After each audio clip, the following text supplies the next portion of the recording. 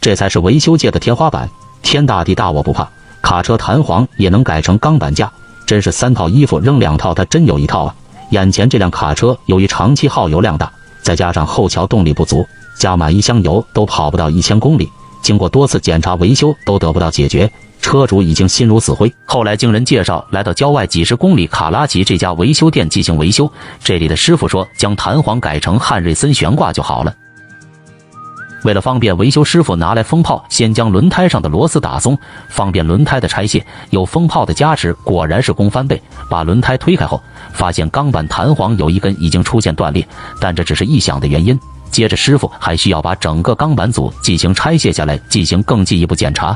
真是不拆不心死，拆了死的心都有了。钢板组与大梁已经出现了严重的摩擦，师傅们一致决定把钢板架改成汉瑞森悬挂。另一边的师傅已经着手准备开始对钢块画好记号后，利用乙炔枪沿着线条切出所需的形状。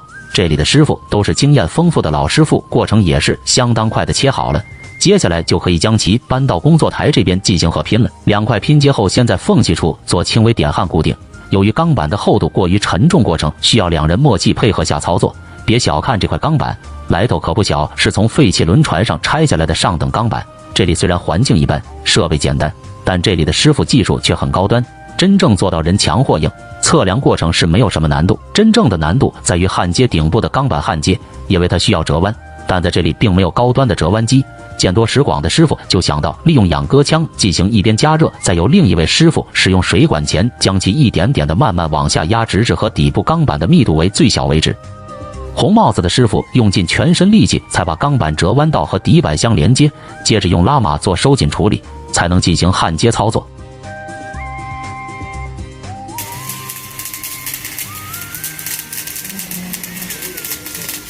头端与尾端简单焊接后，再将整轮进行堆焊处理，使所有缝隙做到严丝合缝。处理好后，进入下一步的工序加工，在平衡梁打出一个合适的穿销孔。在切割前，先用圆规画出标准圆形。这样做的目的是为了确保孔洞精准无误差。接着，同样利用仰戈枪将圆形多余的边料切掉。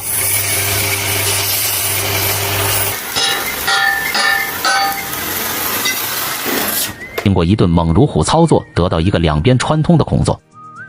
接下来把提前准备好的钢管给安装到悬挂钢板里面。为了确保数值无误差，师傅先对底部进行测量，没有问题后就可以利用电焊将其焊接好。为了表面美观整洁干净，师傅还需要对焊巴进行打磨光滑。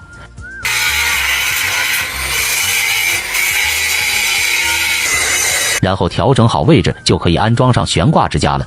他们先把穿销钢管与支架洞对齐，再把上盖装上后，通过安装上主销对2边的钢板进行定位，确认到合适位置上，利用铁锤将其一锤锤敲进去。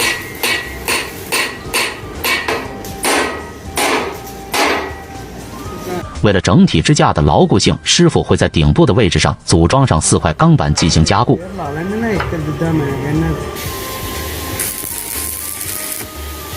通过1个上午的努力，有几名师傅齐心协力下，终于把这个悬挂钢板架组装完成了。神一般的技术不是所有的工坊都能学得来的，是这家师傅的独创秘方。这工艺并不外传。接下来组装回卡车上，这个家伙可不轻，需要3个师傅齐心合力才能够安回合适位置上。过程中还需要利用到千斤顶辅助，然后出动拉马进行固定。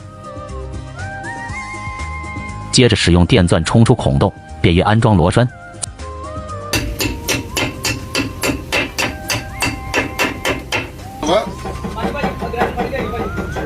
在这里条件限制的情况下，而风炮机是属于高配设备了，所以有它的加持辅助，很快就把支架安装好了。接下来就可以把今天的重磅大作给安装回去。书名叫汉瑞森悬挂，姓名听起来就很高端，做起来却很复杂，通过几名师傅的3天2夜才定制完成。安装过程也比较容易，普通人看多2次也就会了。悬挂钢板孔洞与支架对齐，可以把主销装进去，大锤敲击使其慢慢归位。